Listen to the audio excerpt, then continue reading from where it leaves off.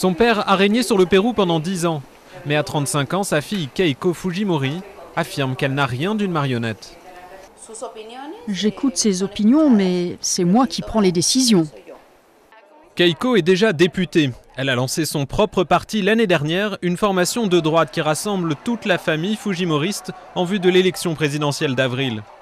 Enfant, elle a déjà goûté à la politique, comme première dame de fait après le divorce de ses parents. Aujourd'hui, ce nom de Fujimori est à la fois sa première force et un affront pour de nombreux Péruviens oppressés sous le régime d'Alberto Fujimori. La fille s'est toujours battue pour la libération du père, qui purge 25 ans de prison pour ses escadrons de la mort contre les guérillas d'extrême gauche dans les années 90. Si elle est élue présidente, ceux qui dirigeront le pays seront les mêmes que pendant le régime de Fujimori. Fujimori serait libéré immédiatement et il jouerait un rôle important, voire déterminant, au sein du nouveau gouvernement. Pour le prix Nobel de littérature Mario Vargas Llosa, le retour d'un Fujimori au pouvoir serait tout simplement une catastrophe.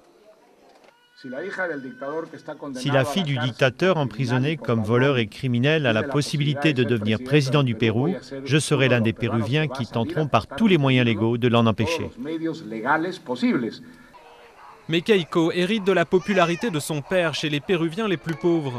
À son crédit, la stabilisation du pays et le retour de la croissance, l'une des plus fortes d'Amérique du Sud. J'ai décidé d'être candidate après être allée dans les quartiers pauvres. J'ai discuté avec la population, j'ai vu dans leurs yeux l'espoir qu'ils plaçaient en moi. Je ne vais pas les laisser tomber. En cas de victoire, Keiko Fujimori deviendrait la première femme présidente du pays et la plus jeune.